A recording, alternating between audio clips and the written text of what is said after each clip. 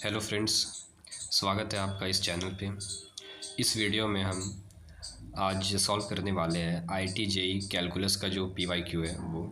और जो integral calculus है उसमें एक क्वेश्चन आता है जो काफ़ी ज़्यादा ट्रिकी जैसा दिखता है, बट उसे हम इजीली सॉल्व कर सकते हैं।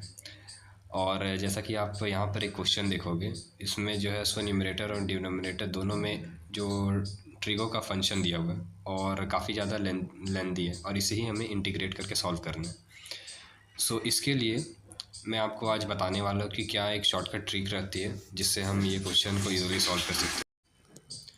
सो इसमें हमारा जो सबसे पहला स्टेप है वो ये है कि हम जो है सो न्यूमरेटर और डिनोमिनेटर को cos ratio the power 5x से डिवाइड कर देंगे, ठीक है, ऊपर और नीचे दोनों की साइड।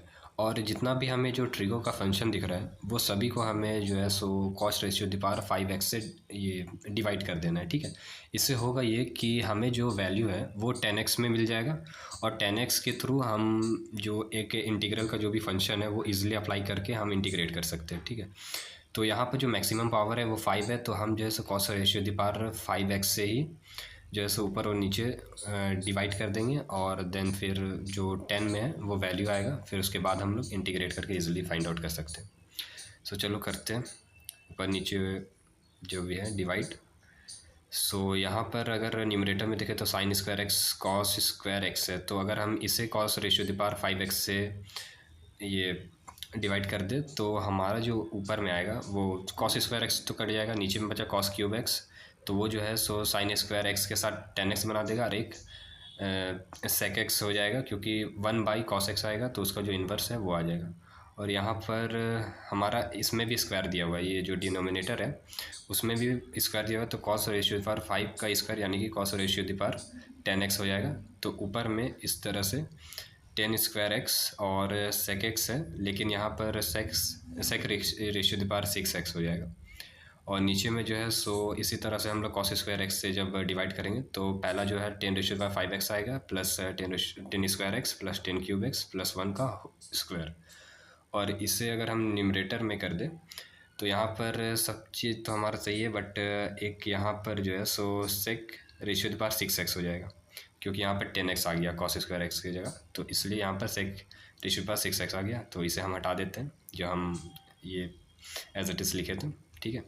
अब आगे आप देखोगे तो ये जो डिनोमिनेटर में 10 ratio the power 5x plus 10 square x plus 10 cube x plus 1, ये एक फैक्टर में बन रहा है, जिसका फैक्टर जो है सो हो जाएगा, पहले हम न्यूमरेटर वाला लिख देते हैं जैसा था हमारा, और डिनोमिनेटर में जो है सो इसका जो फैक्टर बनेगा वो बनेगा हमारा 10 cube x plus 1 into 10 square x plus 1, ऐसा हमारा फैक्टर बनेगा, तो वो हम लिख देते हैं, ठीक है। और जैसा कि हमें पता है कि जो 10 स्क्वायर एक्स प्लस 1 होता है वो सेक स्क्वायर एक्स के बराबर होता है, ठीक है। अब सेक स्क्वायर एक्स और जो हमारा न्यूमरेटर में आप देखोगे तो सेक क्यूब एक्स है, जिसे हम लोग sec square x in ratio the power 3 लिखे, तो इसे जब हम काट देते हैं तो फिर ऊपर में हमारा सेक स्क्वायर जो एक्स है वो बच जाएगा, और यहाँ पर सेक रेशियो द पावर 4x, और ऊपर में जो है सो सेक रेशियो द पावर 6x है, उसे हम काट देते हैं तो जो हमारा न्यूमरेटर में वो सेक स्क्वायर एक्स बच जाएगा, तो हम लिख देते हैं, ठीक है। अब यहाँ से जो है कैलकुलेशन काफ़ी ज़्यादा इजी बनेगी हमारी, ठीक है, क्योंकि जो है सो हमारा मेन जो फैक्टर था वो हमने वो मतलब क्लियर कर दिया अपन, ठीक है। तो एक जब हमारा आ जाएगा 10 स्क्वायर एक्स के केस में तो फिर हम इजीली कैलकुलेट कर सकते हैं, तो वो हम ऊपर नीचे वाला जो है सो एज इट इज़ लिख देते हैं नीचे की साइड। तो यहाँ पर हमारा सिंपल सा 10 क्यूब एक्स प्लस 1 बचा, और ये जो नीचे का जो टर्म था वो तो इजीली कैंसिल आउट हो गया, ठीक है। अब हम क्या करेंगे, जो डिनोमिनेटर में हमारे पास आया था 10 क्यूब एक्स प्लस 1, उसे हम सपोज लेट टी सपोज कर लेंगे, ठीक है।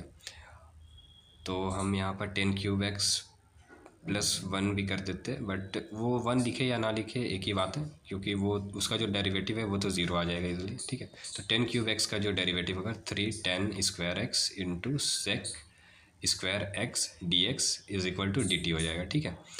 अब यहाँ पर देखो कि ये जो है सो हमारा एक तो डेरिवेटिव में आ गया, तो अब इधर की साइड हमारे पास डी एक्स है, ठीक है। तो न्यूमरेटर में और वो ये इक्वेशन सपोज़ कर लेते हैं 1 है और ये इक्वेशन 2 है।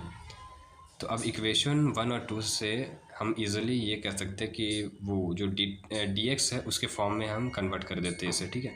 तो डी एक्स के बराबर जो है सो डी टी 1/3 उधर भेज देंगे और डी टी बाई ये ओवरऑल जो है वो आ जाएगा हमारे पास।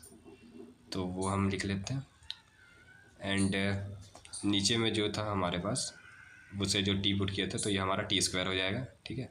और यहाँ पर 1/t हो जाएगा, अभी आफ्टर इंटीग्रेशन नेगेटिव में जाएगा, ठीक है। अब ये हमारा इजी सा एक फॉर्म ये इंटीग्रेशन का जो है सो वो बन गया। अब हम इसे इजीली इंटीग्रेट कर सकते हैं, ठीक है। तो जल्दी से हम इसे इंटीग्रेट कर देते हैं। ऊपर -2 + 1/-1/3 और नेगेटिव साइन ये हो गया और इजी सा हमारा -1/3/1/t हो गया, ठीक है। अब जो t का वैल्यू है वो हम पुट कर देंगे यहाँ पर।